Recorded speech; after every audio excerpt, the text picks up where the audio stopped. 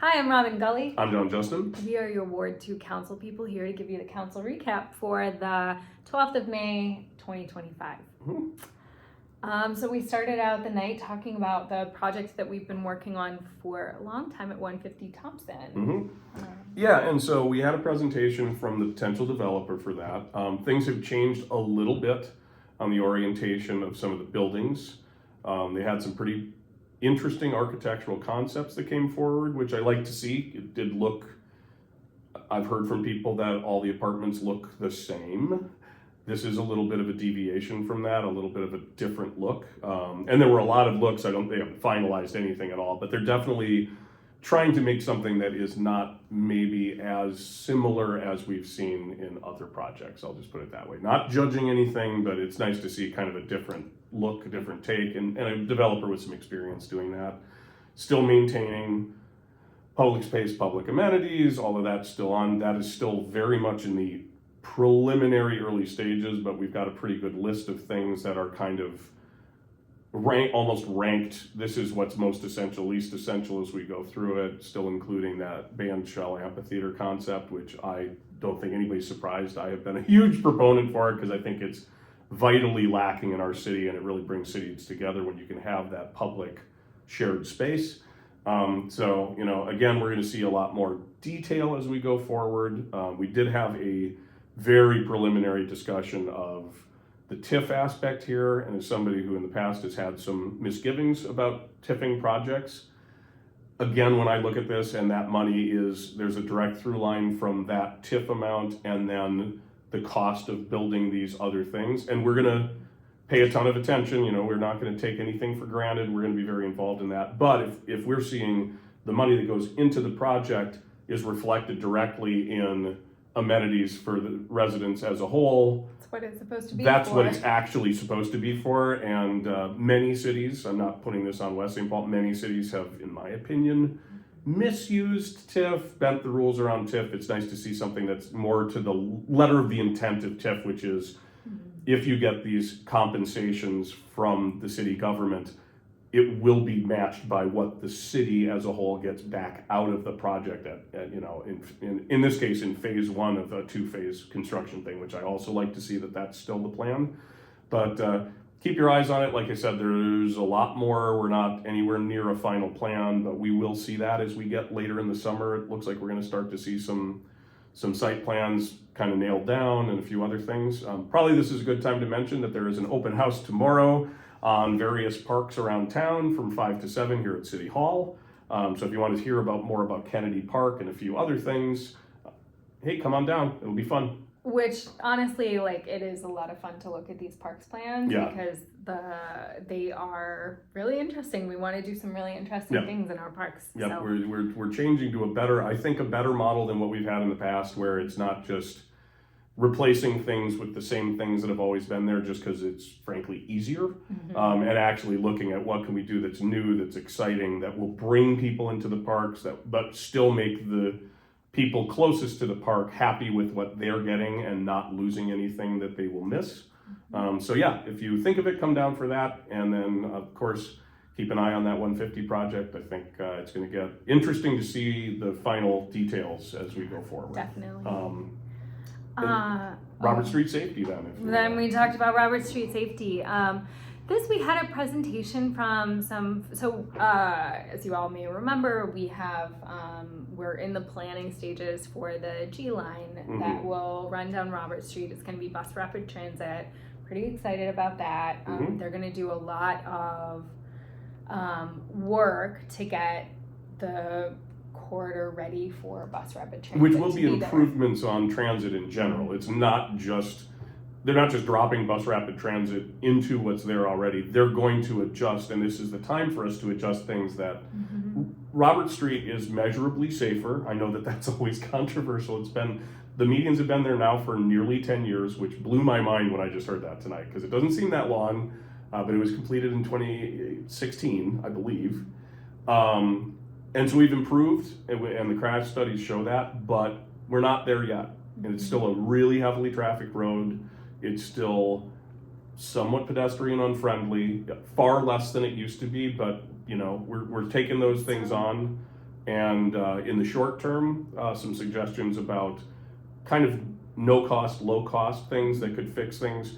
I mean, things as simple as pavement striping on crosswalks that we need to get done. Changing the signals. Changing the so signals. That they make more sense and they're safer for people. Yeah. Things like delaying the light change for cars so that pedestrians can get further into the road. Yep. So we had a big presentation from MnDOT and the consultant that they worked with. Yeah. I think it was called HRD. Yep. Anyway, It was a 3-letter acronym for something. It was a 3-letter acronym. But they were very good. But the person who came, thank you. Yes. We really appreciate it. Yeah. And they evaluated all of Robert Street through the whole of West St. Paul and looked at places where there were safety concerns, where there were things that could be better, where like they paid attention to like how people use the intersections, and then came back with recommendations. And so stay tuned. The sort of what we decide to do remains to be seen. Some of it was very low cost, things that we could do pretty quickly. Some of the things were more extensive and may require more construction, more time to figure out more planning. So, but really appreciated the work that they came to do that. And, our goal and the goal of the Robert Street reconstruction in the first place was to make Robert Street safer and more pedestrian friendly and better for people in West St. Paul. And so we're just continuing that work. It's a never ending process. And I like that it wasn't all, they did look into crash data, and crash data is part of the story, and it's a very important part of the story. But this consultant actually got on the ground, walked up and down the length, identified specific things. It's a pretty comprehensive report. So it isn't just like somebody doing the number crunching and going like, oh, well, this is the most dangerous intersection, so we're just going to focus here. They really did take kind of a holistic literally the limits of the city. And looked at each intersection, all of the 3/4 intersections, as they call it, all of the pedestrian crosswalks, the signal timing. And I hope that people out there know that I'm very happy with the fact that we did the Robert Street reconstruction, but I drive on it just like all of you do, and we know that there's issues, and that's part of, you're never going to get everything right, no matter how hard you try. And so a lot of those issues we're bringing to Ross, the city engineer, and he's in communication, and so hopefully, some of those difficult left turns is something that has come up not only from a lot of people that have talked to me, but I've experienced it driving to and from my store every day. And I know that particularly in Annapolis and Bernard, there's some visibility left turn issues. So there are ways to deal with that. We're not going to obviously rip up the road and reconstruct it, because guess what? We don't want to pay for that. But we're looking for solutions that can be reactive. And that's, I'm excited about it. I think it's going to be good, and it's going to be an ongoing process. But if we can get some of it done now, some of it in line with the BRT, which obviously will also bring funding in from outside of the city. And then if we can get those two under our belt, then we'll be looking at, things that will fall back on us that might be a little more expensive and a little more ambitious, but we're not talking in the short term. We're talking 2030, 2032. Well, and I will piece by piece. I will say also that we had a good discussion about our own experiences with Robert Street at the council, but since we're looking at this, if you have things that you would like considered that we can bring to these folks who are going to be working on it, we'd love to hear it. I'm sure that in the future we'll probably have sort of official ways for people to give their feedback, but always interested to hear what people's lived experiences are with these. And you're going to hear a lot, obviously, about pedestrian and biking and rolling considerations. And it's not because, that isn't to say that car users are being ignored. In lieu of that, it's just that those accidents are the deadliest and the dangerous. Car on pedestrian, car on bicycle, car on assisted mobility devices. Cars hitting cars is bad.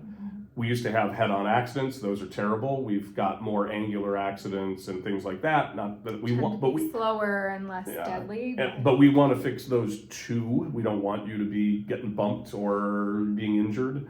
But if you hear people talk about pedestrians more, it's not because of that's the only priority. It's because that is the most dangerous possibility, are those particular accidents. So that's why it's such a focus. Yeah. Is, the safety of people in our city is always incredibly important. And we have to go with the most vulnerable part of that safety in transit, which is people on foot. And Yep. you unfortunately do not win a battle with a car if you're walking. It is a very clear loser in that scenario. So No, and in fact, so we're going to get into the council meeting in a second, but I will say that during the council meeting, Ken Paulman came in and described a pedestrian car accident that happened a year ago this week, and it's brutal and awful, and if we could prevent that from ever happening to anyone else, that would be a good goal. Yes, absolutely. So, you can't prevent everything, but you have to take as many steps as you can in those particular situations, so we don't have those sorts of tragic situations.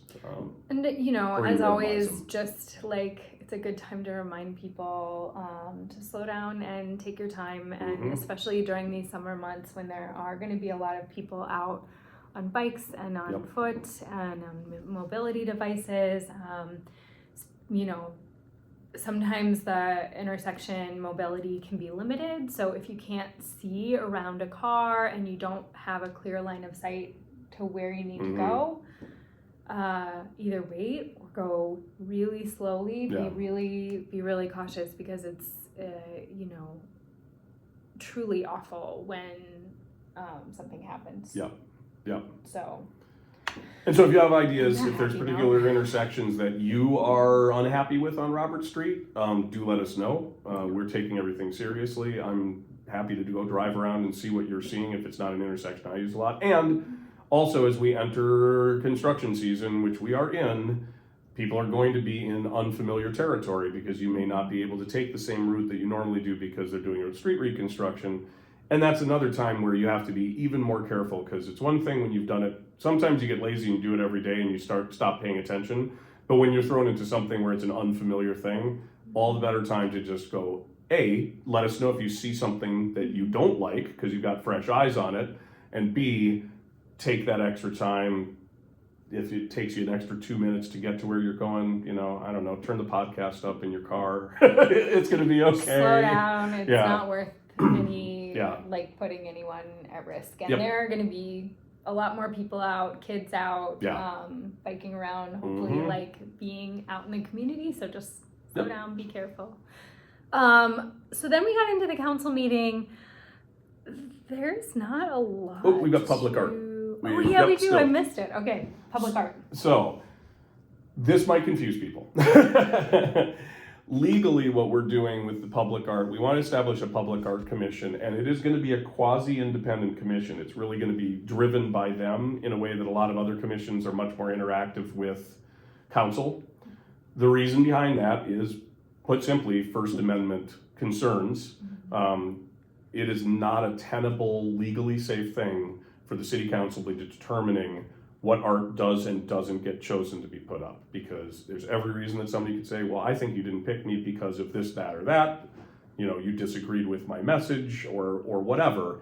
And so by having this very independent, non-elected volunteer commission that the city council will be relatively hands-off on, what we're really doing is we're protecting us from legal liability, which is really important. You do not want to have to fight a First Amendment case as a city. No. A, you often lose, and B, it costs a lot to even win. And so we're trying to kind of put up a firewall there. I think it's a good plan. I know that probably everybody on the council wishes that they could be more directly involved, because I think a lot of us are really interested in expanding the public art. But this is, thanks to our legal team and our staff, this is the smart way to do it. Yeah. And so it'll be interesting. We'll be looking for appointments. I'm not sure when we're looking at doing those appointments, but it'll be a 6-member commission. We're going to do everything we can to have ward balance. Yep. Yeah, which I think is really important, because obviously those of you who are in Ward 2 know that we are a very dense northern portion of the city, and we want to have a fair shake of where that art comes, so it affects, everybody across the city, everybody kind of gets a chance to experience and appreciate it. And, there are times where I'm sure some people feel like the north end of the city has gotten ignored at times in the past. I might agree.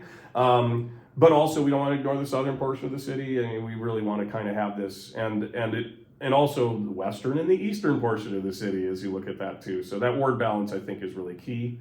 Obviously we can't do it if we don't have enough applicants. So I really hope we have enough applicants. Hint, hint, nudge, nudge. But yeah, so I think we'll be seeing that sooner than later, but I don't know if there's a definitive timeline. We talked about a deadline today. We might have. Yeah, I felt like it was. I mean, the sooner we can establish this, the better, so we can get people on the ground working at this stuff. Because it's going to take a while to get, their feet underneath them. It's not like we're going to have 15 pieces of public art in the next 2 months. It's going to take a while. Well, we're pretty excited. We have been on trying to figure out how to do this for a long time. Yep.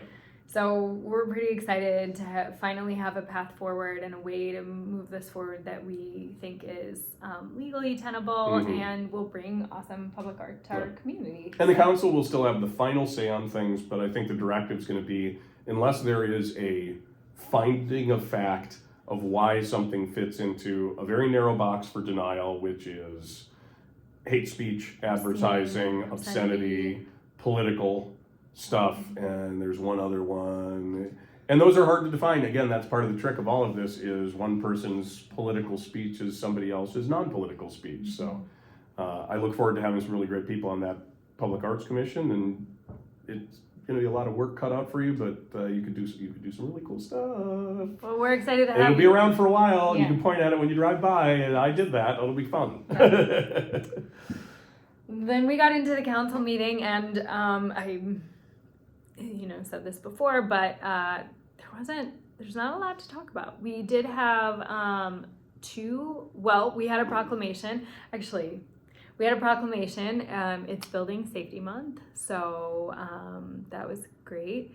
And then we swore in our new junior council member, Elise Moga, who is a Two Rivers junior. Yep. And welcome, Elise. We're so excited to have Elise at our first council meeting tonight. And think that she's going to bring a great perspective. Being a young person in our community, a high school student, is a perspective that's not represented on the council or, for that matter, in any of our committees or commissions. Well, you can't be elected if you're 17. You cannot be elected if you're 17. So there's that too. So it's harder to get that perspective at the table. If you're 18 and a high school student, you could serve on a committee. Oh, 100%. Yeah. You might not even have to be 18 if you're on a committee or commission. I'm not. That might be. We'd have to look at the bylaws. I'm not sure. Anyway, but welcome, Elise Moga. Really excited to have you, and we'll have her for the next year. And then we just had 3 items of general business. The first was very quick. We appointed a new environmental committee member. Stephanie Moline, correct? Stephanie Moline, yep. Yeah. So congratulations. Welcome. Thank you. And welcome, yes. We talked about special assessment policy change. We kind of covered this in a previous thing because we had earlier discussion at an open council work session, but just to kind of sum it up, staff took a look and saw that there was a real kind of weird imbalance between the contribution of single-family homeowners versus the contribution of multifamily, because it was based on fronting street footage. And when you do the math, it ends up becoming not appropriate to the usage. The idea that in many cases a single-family home was paying more on an assessment than a 70-unit apartment. When you think of the usage that you get from 70 units versus 1 unit when you're talking about roads, I think I'm glad that we caught it. Kind of wish we caught it earlier, but here we are. So I think that's a really good move. It really will not obviously the department would love to pay less money, but realistically, the benefits are benefiting people in a way that I don't think was being reflected by the way. And so what this will do is, if you were a single family homeowner on any sort of street project, your contribution, your assessment will almost certainly go down your max contribution, which I know from talking to people, everybody wants their streets fixed, but that can be a real painful moment when you get that assessment. So that should take a bit of that burden off of, particularly people that are aging in place and in fixed incomes and things like that, who we always think about. So yeah, I think it's a really good move. There hasn't been any, pushback on it from anybody on the council I can think of, and yeah, so I think it was a good cleanup, and thanks to staff, they were the ones who discovered it. I don't think it came from anybody on the council, so, but once it was explained, it was, at least for me, sort of an instant like, oh yeah, that makes so sense. much more sense, yeah, so. We're always thinking about that stuff. I mean, just so you know, behind the scenes, we've done some changes on assessments in the past. We stopped assessing for sidewalks and trails, which I think was a good move, and that's why we've had more sidewalks and trails that have been built, which I'm sure you've seen. We changed corner lot assessments. We changed a lot of things where we had people that were getting hit in 2 years, they'd get hit for both of the streets that they had joined, which was really unfair. So that's been changed now to how you determine that. So we're always, you're always fine tuning, kind of like the safety stuff. There are always ways to fine tune this and make things better and more fair. And I think this will do a lot to advance that. So. Yeah, definitely. And then the last thing was receiving a feasibility report and ordering a public hearing for the Emerson Avenue Improvement Plan. So that not an exciting moment because it was literally about maybe 30 seconds, and it's just getting us through the legal hoops to get to that point where we can start getting that plan in front of people, start having public hearings, all of that stuff. So. But there will be a public hearing to come. Oh, 100%. Yeah. But this is the hearing before the public hearing. Yeah. And yes. The way that things work. Say about it. Gotta do it. Yeah. That's all we. That's it. That's it. All right. Thanks, everyone. Go get outside. Oh, our next council meeting will be the Tuesday after Memorial Day. Yeah. So just a reminder, whenever we have a holiday that lands on a Monday, we typically move our council meeting to Tuesday night. So. And for you, though, that are really deep in the weeds with the city, the planning commission for this month has been canceled. So if you show up next Tuesday, we'll have a nice conversation with staff because nobody else is going to be here. Don't show up next Tuesday. Show up tomorrow and come to the. There you go. Yeah, yes, perfect. All right. All right. Thanks, everyone. Bye-bye.